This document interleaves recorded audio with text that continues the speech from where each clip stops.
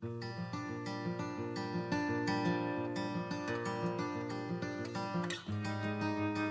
is April the 25th. Today we see that there are the foolish, then there's just plain stupid.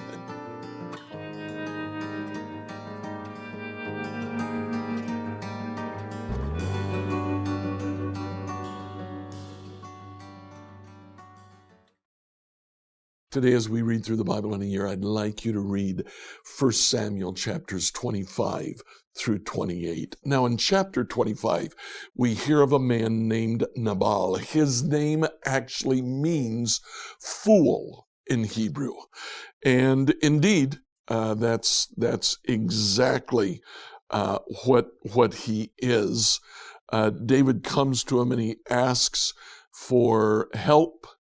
And Nabal curses David. He says, you will get no help from me. David and his men leave, and David swears, I'm going to kill everybody in that house by morning. But Nabal's wife's name is Abigail.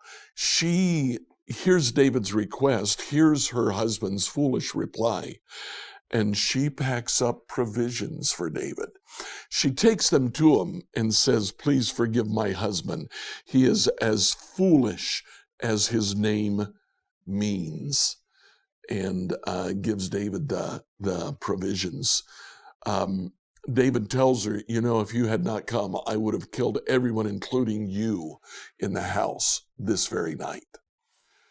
Abigail goes home. When she gets home, she finds that Nabal has had a big feast. He's drunk. He's sleeping it off. In the morning, when he wakes up, she tells Nabal what she's done and says, David was going to kill you. Well, Nabal has a stroke, and in a few days, he actually dies. When David hears about that, he lets Abigail fulfill the days of her mourning, and then he sends for her, and he himself marries her. Abigail becomes mother of several of David's very important sons. Chapter 26, David again spares Saul. He finds Saul sleeping in the wilderness, creeps up and takes Saul's water jug and his spear. And in the morning, he holds up the water jug and the spear. And he says, Saul, again, I could have killed you. Saul again relents, but he doesn't repent. He continues to chase David. David goes actually in chapter 27 to live among the Philistines. And what we find out is that while David lives among the Philistines, he and his men will go out and they'll cross the Israelite border, but then they come back and they attack a town in Philistia, and they lay waste to the town. They leave no survivors. David comes back and he tells the king, we've gone into Israel and we've destroyed a town. And the king says, well, must have given us payback because a party from Israel came and attacked one of our towns. David actually makes it that way for quite some times. In chapter 28, Saul wants to know what's going on. Now, the only person who has ever told him the truth in his life has been Samuel, but Samuel died in chapter 25. So in chapter 28, Saul consults a medium, a witch in some older versions. Today, we would probably call her a necromancer, somebody who calls up the spirits of the dead to speak to them. Samuel comes up. Now, is this Samuel? Is this a spirit pretending to be Samuel? We don't really know, but what the spirit says is exactly what Samuel would have said. So it really doesn't matter. Well, Samuel tells Saul, I've already told you, David will be king. You will die. Prepare yourself to come and be with me. When we started out, we said there's foolish. Nabal was foolish. What Saul did was just plain stupid. By doing this, he seals his fate and speeds his own death. 1 Samuel 25-28, New Living Translation. 1 Samuel 25. Now Samuel died, and all Israel gathered for his funeral. They buried him at his house in Ramah. Then David moved down to the wilderness of Maon. There was a wealthy man from Maon who owned property near the town of Carmel. He had 3,000 sheep, 1,000 goats, and it was sheep shearing time. This man's name was Nabal, and his wife, Abigail, was a sensible and beautiful woman. But Nabal, a descendant of Caleb, was crude and mean in all his dealings. When David heard that Nabal was shearing his sheep, he sent 10 of his young men to Carmel with this message for Nabal: "Peace and prosperity to you, your family, and everything you own. I'm told that it's sheep shearing time. While your shepherds stayed near us, near Carmel, we never harmed them. Nothing was ever stolen from them. Ask your own men, they'll tell you this is true. So would you be kind to us since we've come at the time of celebration? Please share any provisions you might have on hand with us and with your friend, David." David's young men gave this message to Nabal in David's name, and they waited for a reply. "Who's this fellow David?" Nabal sneered to the young man. "Who does this son of Jesse think he is? There are lots of servants these days who run away from their masters. Should I take my bread and my water and my meat that I've slaughtered for my shears and give it to a band of outlaws who come from who knows where?" So David's young men returned and told him what Nabal had said. "Get your swords," was David's reply as he strapped on his own. Then 400 men started off with David. 200 remained behind to guard their equipment. Meanwhile, one of Nabal's servants went to Abigail and told her, "David sent messengers from the wilderness to greet our master, but he screamed insults at them. These men have been very good to us. We've never suffered any harm from them. Nothing was stolen from us the whole time they were with us. In fact, day and night, they were like a wall of protection to us and to the sheep. You need to know this and figure out what to do, for there's going to be trouble for our master and his whole family. He's so ill-tempered that no one can even talk to him." Abigail wasted no time. She quickly gathered 200 loaves of bread, 2 wineskins full of wine, 5 sheep that had been slaughtered, nearly a bushel of roasted grain, 100 clusters of raisins, 20 fig cakes. She packed them on donkeys and said to her servants, "Go on ahead. I'll follow you shortly." But she didn't tell her husband Nabal what she was doing. As she was riding her donkey into a mountain ravine, she saw David and his men coming toward her. David had just been saying, "A lot of good it did to help this fellow. We protected his flocks in the wilderness, and nothing he owned was lost or stolen. But he's repaid me evil for good. May God strike me and kill me if even one man of his household is still alive tomorrow morning." When Abigail saw David, she quickly got off her donkey and bowed low before him. She fell at his feet and said, "I accept all blame in this matter, my lord. Please listen to what I have to say. I know Nabal is a wicked and ill-tempered man. Please don't pay any attention to him. He's a fool, just as his name suggests. But I never even saw the young men you sent. Now, my lord, as surely as the Lord lives and you yourself live, since the Lord has kept you from murdering and taking vengeance into your own hands, let all your enemies and those who try to harm you be as cursed as Nabal is. Here's a present that I, your servant, have brought to you and your young men. Please forgive me if I have offended you in any way. The Lord will surely reward you with a lasting dynasty, for you're fighting the Lord's battles. You've not done wrong throughout your entire life. Even when you're chased by those who seek to kill you, your life is safe in the care of the Lord your God, secure in his treasure pouch. But the lives of your enemies will disappear like stones shot from a sling. When the Lord has done all he promised and has made you leader of Israel, don't let this be a blemish on your record. Then your conscience won't have to bear the staggering burden of needless bloodshed and vengeance. When the Lord has done these great things for you, please remember me, your servant. David replied to Abigail, "Praise the Lord, the God of Israel, who sent you to meet me today. Thank God for your good sense. Bless you for keeping me from murder and from carrying out vengeance with my own hands.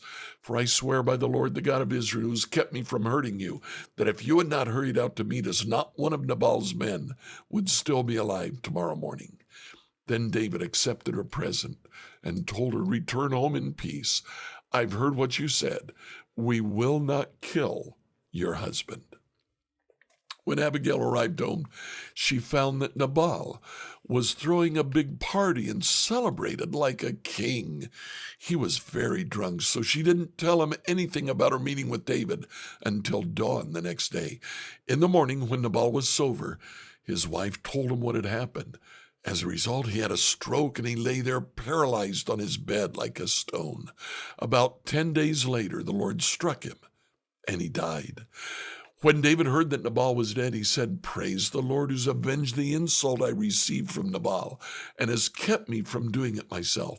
Nabal has received the punishment for his sin." Then he sent messengers to Abigail to ask her to become his wife. When the messengers arrived at Carmel, they told Abigail, "David has sent us to take you back to marry him." She bowed low to the ground and responded, "I, your servant, would be happy to marry David. I'd even be willing to become a slave, washing the feet of his servants." Quickly getting ready, she took along 5 of her servant girls as attendants, mounted her donkey, and went with David's messengers. And so she became his wife. David also married Ahinoam from Jezreel, making both of them his wives. Meanwhile, Saul had given his daughter Michal, David's wife, to a man from Galim named Palti, son of Laish. 1 Samuel 26. Now some men from Ziph came to Saul at Gibeah to tell him, "David is hiding in the hill of Hachilah, which overlooks Jeshimon." So Saul took 3,000 of Israel's elite troops and went to hunt him down in the wilderness of Ziph. Saul camped along the road by the hill of Hachilah near Jeshimon, where David was hiding. When David learned that Saul had come after him in the wilderness, he sent out spies to verify the report of Saul's arrival. David slipped over to Saul's camp one night to look around. Saul and Abner, son of Ner, the commander of his army, were sleeping inside a ring formed by the slumbering warriors. "Who'll volunteer to go in there with me?" David asked Ahimelech, the Hittite, and Abishai, son of Zeruiah, Joab's brother. "I'll go with you," Abishai replied. So David and Abishai went right into Saul's camp and found him asleep with his spear stuck in the ground beside his head. Abner and the soldiers were lying asleep around him. "God has surely handed your enemy over to you this time," Abishai whispered to David. "Let me pin him to the ground with one thrust of the spear. I won't need to strike twice." "No," David said. "Don't kill him, for who can remain innocent after attacking the Lord's anointed one?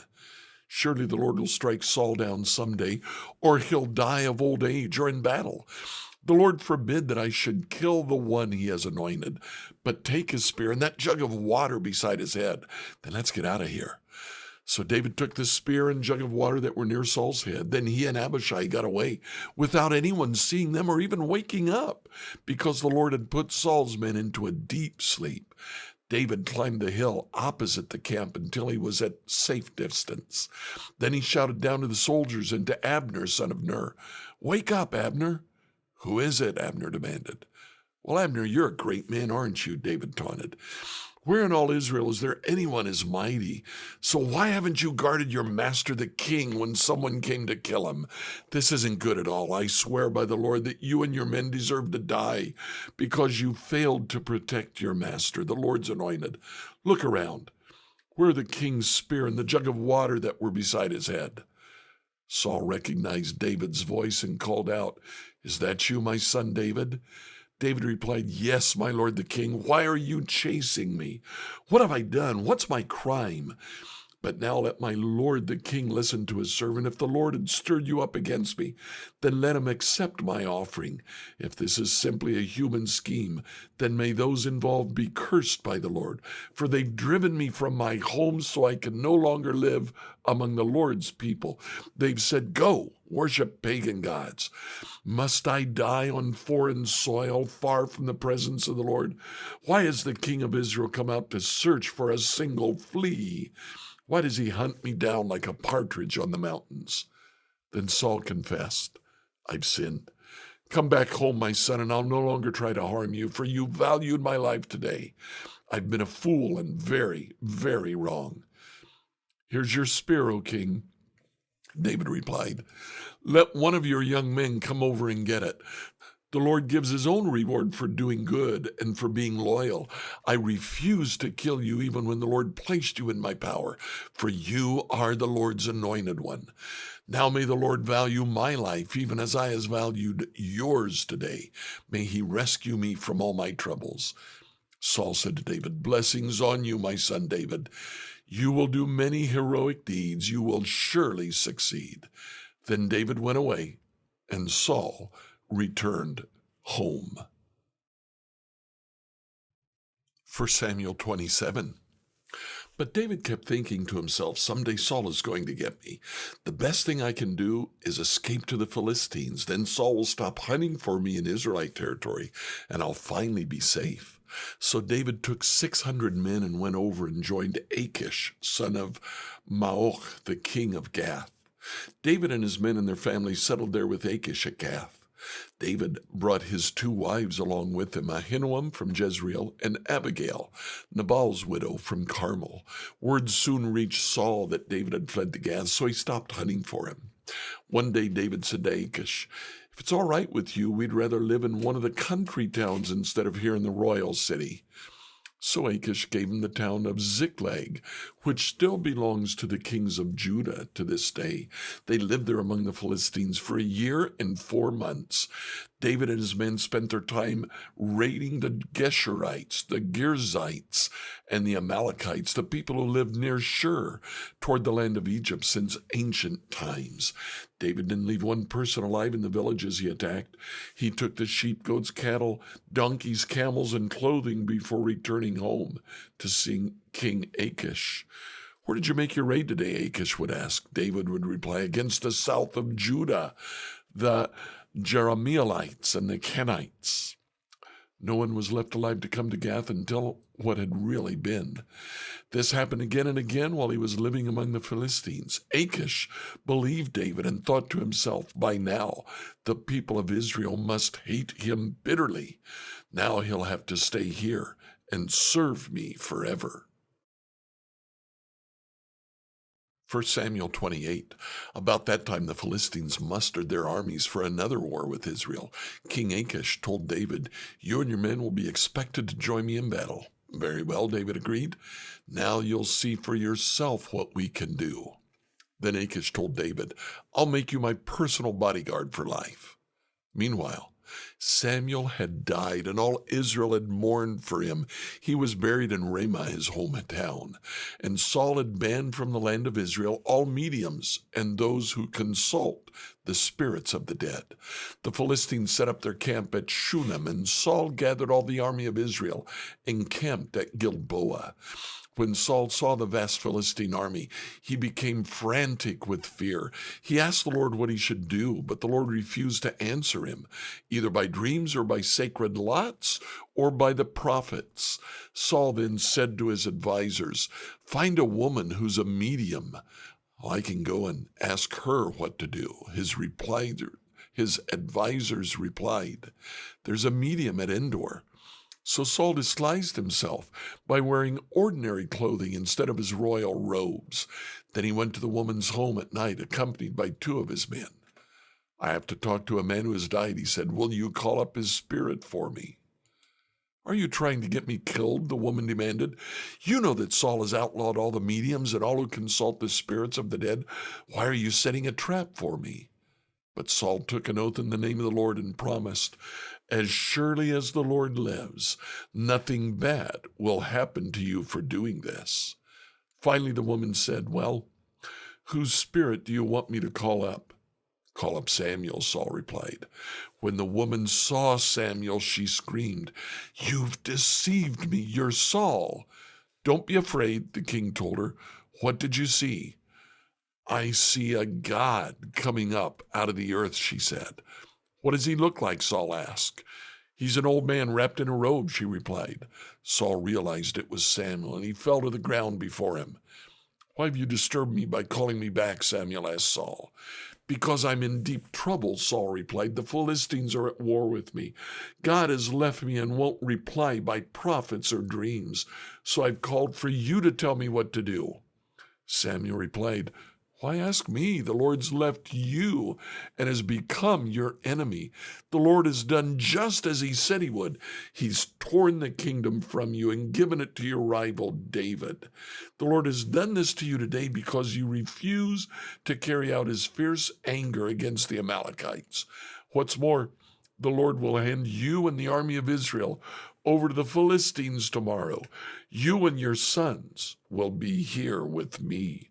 The Lord will bring down the entire army of Israel in defeat." Saul fell full length on the ground, paralyzed with fright because of Samuel's words. He was also faint with hunger, for he'd eaten nothing all day and all night.